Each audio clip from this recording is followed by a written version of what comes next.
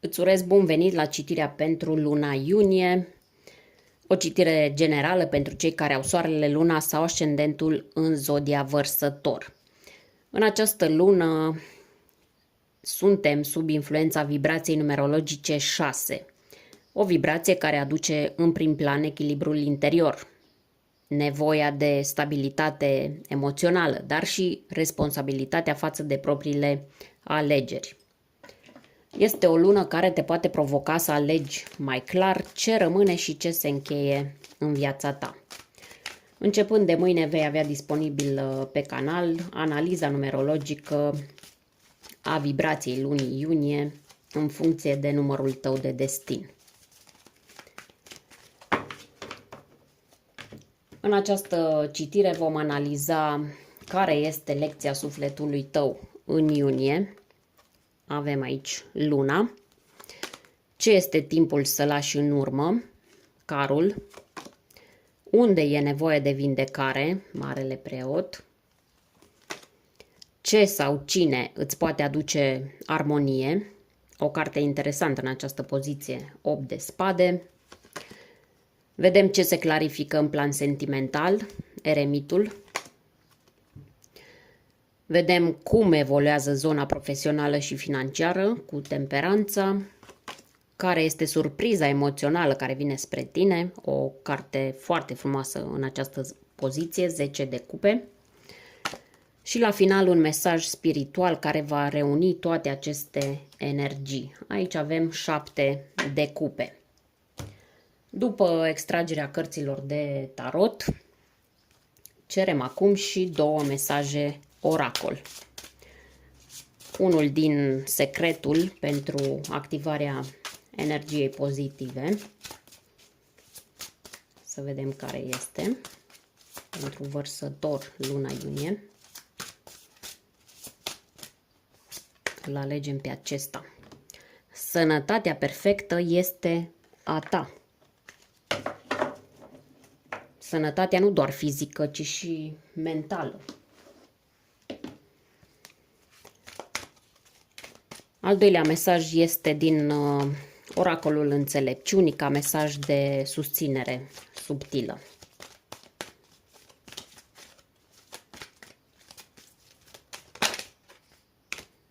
Numărul 14, a spune adevărul.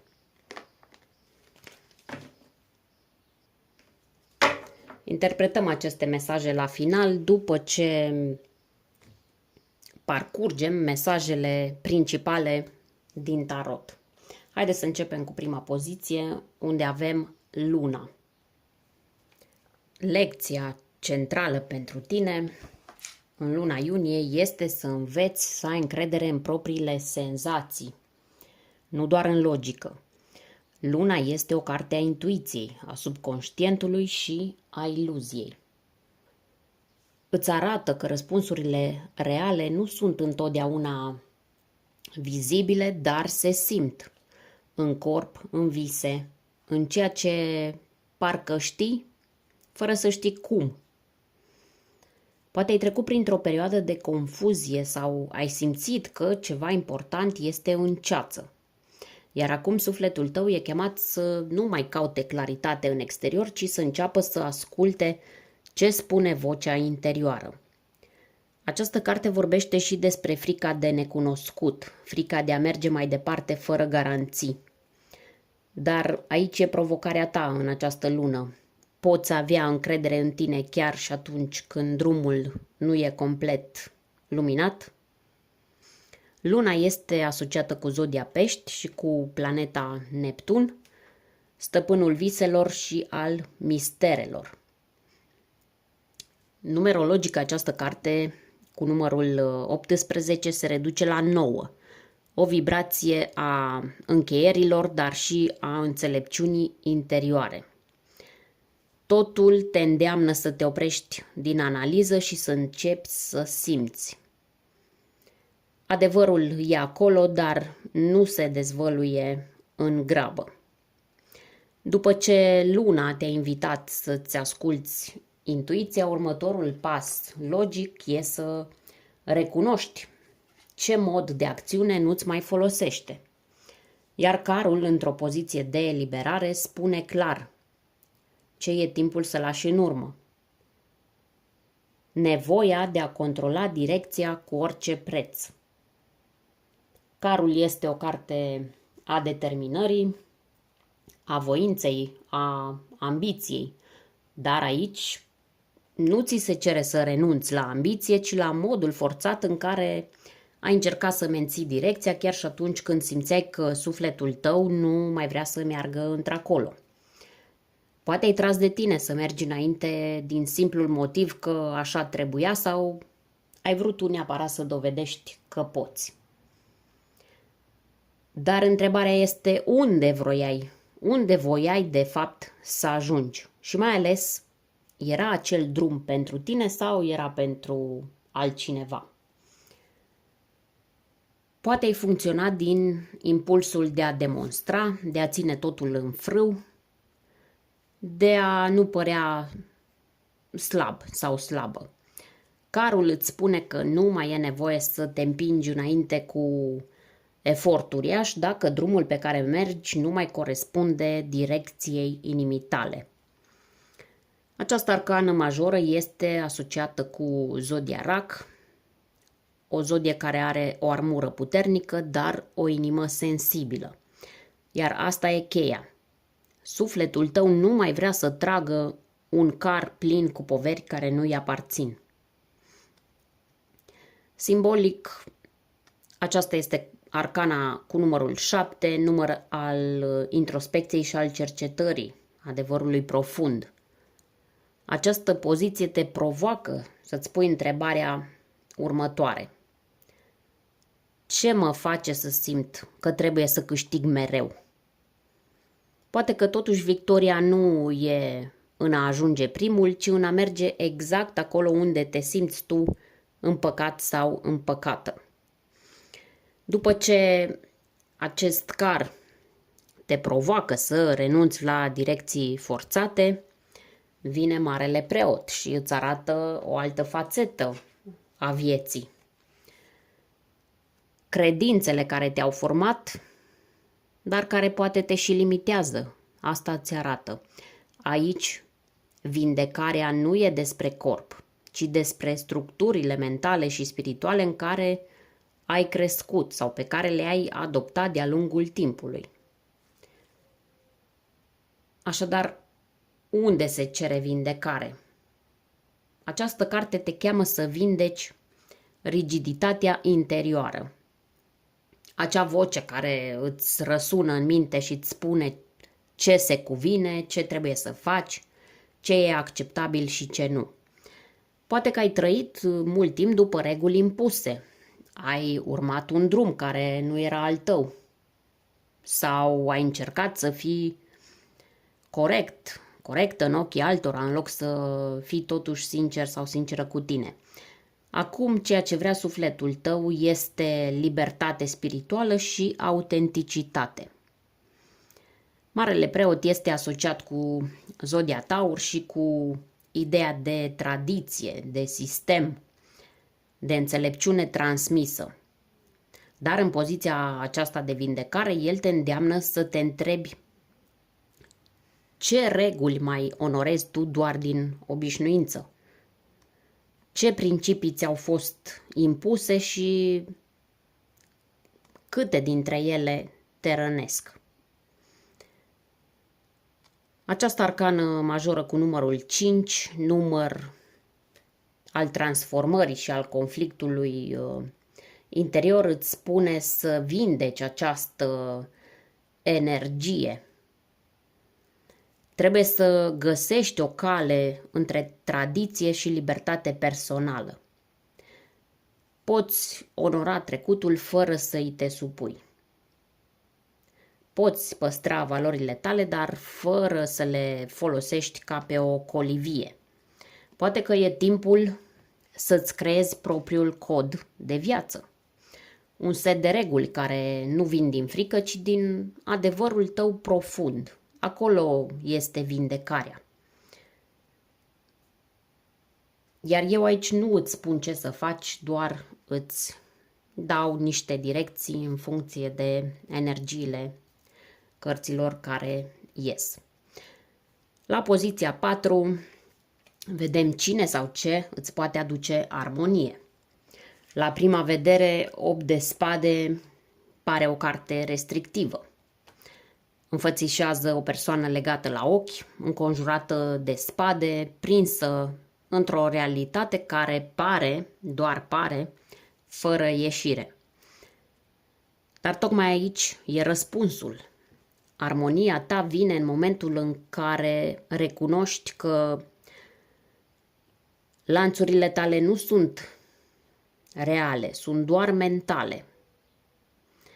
Această carte îți spune că poți găsi liniștea învățând să-ți dezarmezi gândurile, nu să fugi de ele. Ai poate tendința de a te bloca în scenarii, poate ai tendința de a supraanaliza, de a crede că nu există nicio portiță, nu ai altă variantă, că nu ai cum să scapi din situația în care te afli. Dar 8 de spade îți spune că ieșirea există, doar că mintea ta a învățat să nu o vadă. Armonia vine atunci când începi să îți spui ceva de genul, poate nu știu încă soluția, dar știu sigur că există. Când începi să-ți spui nu tot ce gândesc este adevăr absolut. Sau acestea nu sunt gândurile mele, eu doar sunt cel sau cea care le observă. Această carte aparține elementului aer, la fel ca tine, dar aici mintea devine o închisoare, nu un aliat. Această carte a apărut în citirea ta ca un apel la detenționare mentală, la o pauză de la întrebările fără răspuns și la recunoașterea faptului că uneori tăcerea aduce mai multă claritate decât orice dialog interior. Un detaliu interesant pe care îl avem aici este că 8 este numărul karmic al eliberării, dar și al autocontrolului. Așadar, armonia ta în luna iunie vine în mod paradoxal, nu când controlezi ce gândești, ci când îți dai voie să te desprinzi de identificarea cu acele gânduri. În continuare, în plan sentimental, vedem ce aduce luna iunie pentru tine cu o altă arcană majoră, eremitul sau pusnicul. Cu eremitul în această poziție, lucrurile nu se mișcă repede, dar ceea ce vine este prețios, este adevărat și transformator. Această carte vorbește despre nevoia de spațiu și înțelegere, nu despre distanță rece. E posibil să simți că ai nevoie de timp pentru tine, ai nevoie să procesezi ceea ce simți, să înțelegi dacă te afli cu adevărat acolo unde vrei să fii, fie că ești singur sau singură sau că ești într-o relație. Haideți să le luăm pe rând. Dacă ești într-o relație, eremitul arată că în această lună tu sau partenerul tău, partenera ta, unul dintre voi se poate retrage ușor pentru a reflecta. Nu e un semn de ruptură, e un semn de căutare a unui sens mai profund. Poate că vă întrebați dacă mai sunteți conectați spiritual sau dacă vă mai doriți același lucru pe termen lung. Este o lună a clarificării tăcute, în care s-ar putea să nu fie multe declarații, dar sufletul tău înțelege ceva esențial. Dacă a existat un conflict între voi, poate apărea nevoia de vindecare prin înțelegere profundă, nu prin confruntare. Dacă ești singur sau singură, această lună te invită să te cunoști mai bine pe tine însuți, pe tine însăți, înainte de a deschide ușa unei relații. Eremitul nu înseamnă că dragostea nu vine, ci că nu te vei mai mulțumi cu orice. Cauți o conexiune care să aibă sens, nu doar chimie. E posibil să apară în viața ta o persoană matură, retrasă, cu o energie de fecioară, semnul asociat cu această carte. Cineva care nu e strălucitor la suprafață, dar aduce o lumină calmă și autentică. Numerologic, eremitul este cartea cu numărul 9, semn de înțelepciune, de retragere și de încheiere de ciclu. Poate că te afli la finalul unei etape în viața ta sentimentală, una în care nu mai fugi de singurătate, din contră o folosești ca spațiu de aliniere. Ceva este clar că se așează în interiorul tău și îți arată ce meritai de mult. După toată introspecția emoțională adusă de eremit, temperanța vine ca un balsam în zona profesională și financiară. Această carte îți transmite un mesaj clar și anume: nu forța, nu grăbi, ajustează cu înțelepciune. În iunie, succesul tău nu vine din acțiuni bruște sau schimbări radicale.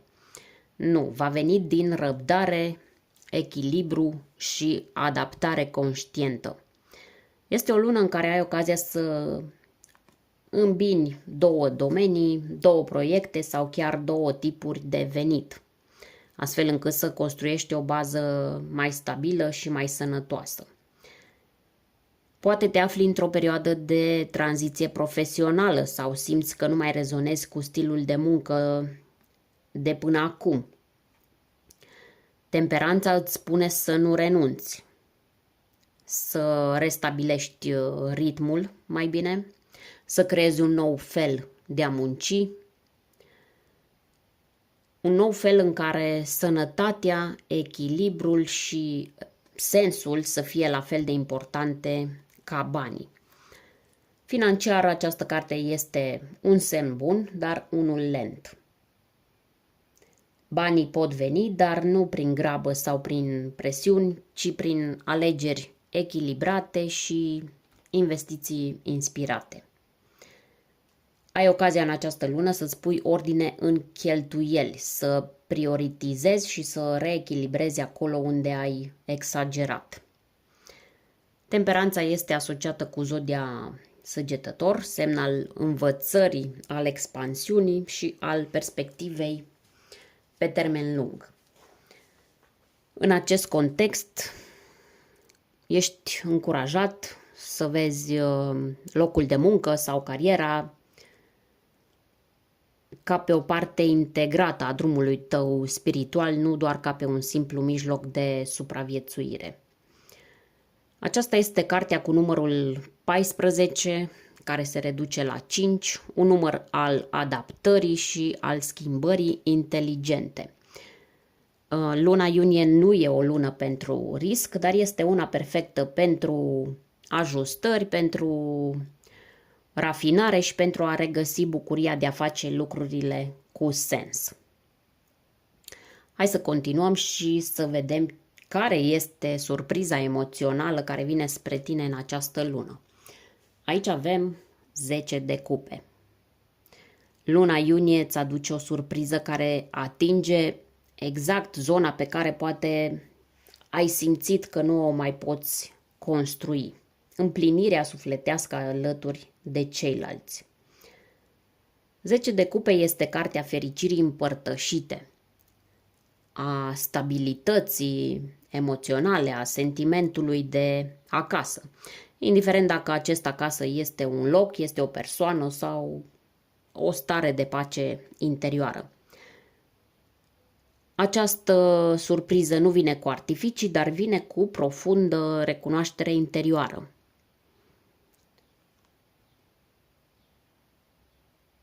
De genul sunt iubit, iubită, cei din jur mă susțin, pot să mă liniștesc.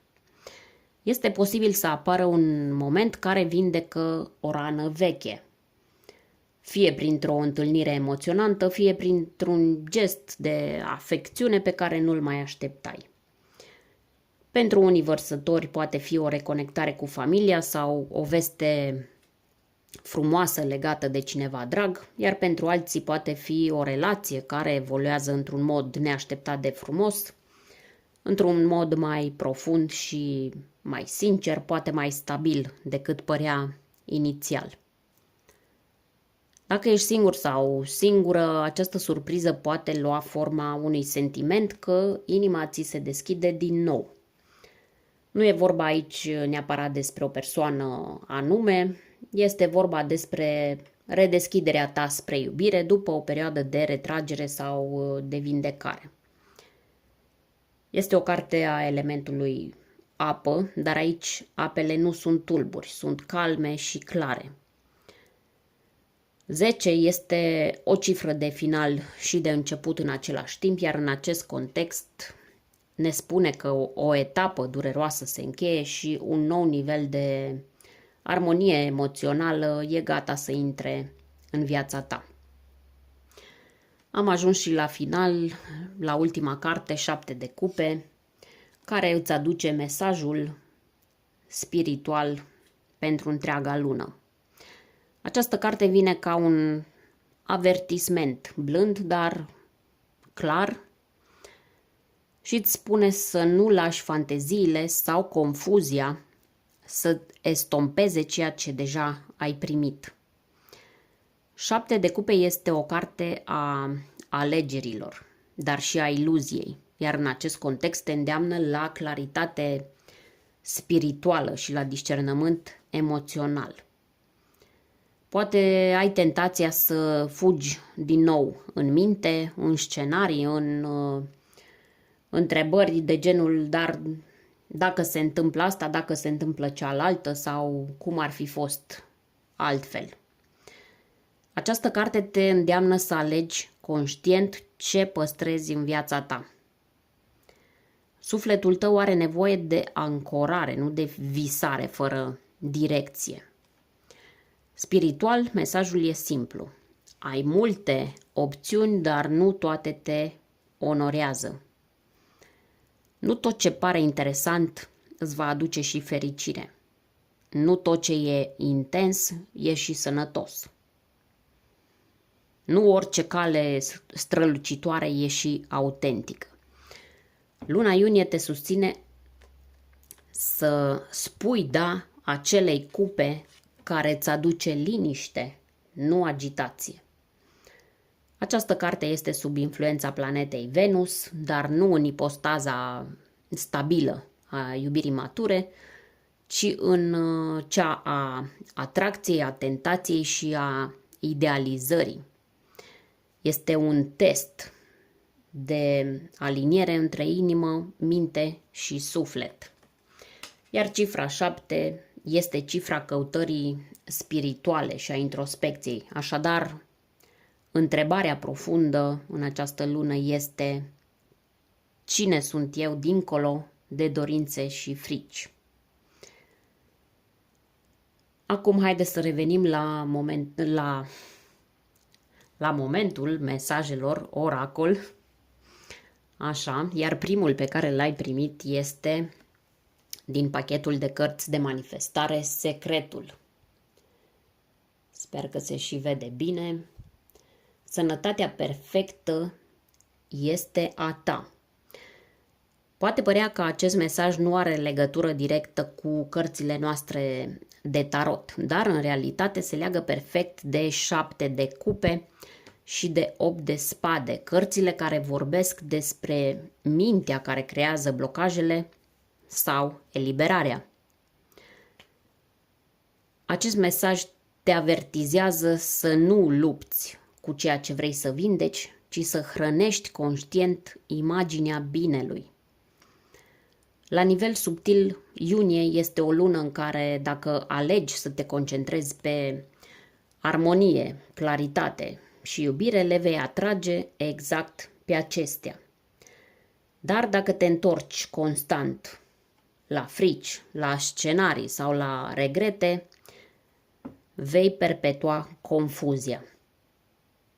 Nu ți se cere perfecțiune, ci alegerea zilnică de a susține în gânduri exact ceea ce vrei să simți în realitate. Adevărata sănătate, fie ea emoțională, mentală sau relațională, se manifestă atunci când refuzi să hrănești haosul interior și îți direcționezi energia către starea pe care vrei să o trăiești. Cartea din Oracolul Înțelepciunii este numărul 14, a spune adevărul. Acest mesaj se leagă profund cu luna, cu eremitul și cu temperanța, toate fiind cărți ale autenticității interioare și ale procesului de a ajunge la esență. Așadar, Oracolul Înțelepciunii îți spune clar că armonizarea lunii iunie vine doar atunci când ești sincer sau sinceră cu tine și cu ceilalți, chiar dacă adevărul incomodează sau doare. Nu mai poți juca diferite roluri, nu mai poți evita discuțiile importante. Sinceritatea este cheia eliberării tale mentale și sufletești. Numărul 14, redus la 5, este cifra transformării, a adevărului exprimat și a curajului de a sparge tiparele. Este o lună în care spui ce simți, chiar dacă ți-a fost teamă până acum să o faci. Este momentul să alegi claritate în loc de confort temporar. Așadar, dragă vărsător, luna iunie este pentru tine o călătorie de la confuzie la claritate, de la introspecție la adevăr, de la supra-solicitare mentală la armonie sufletească. Poate că nu toate lucrurile se mișcă rapid, dar ceea ce se clarifică în interiorul tău este cu adevărat prețios. Dacă această citire ți-a adus confirmări, te invit să îmi lași un comentariu sau măcar un simbol care te reprezintă astăzi.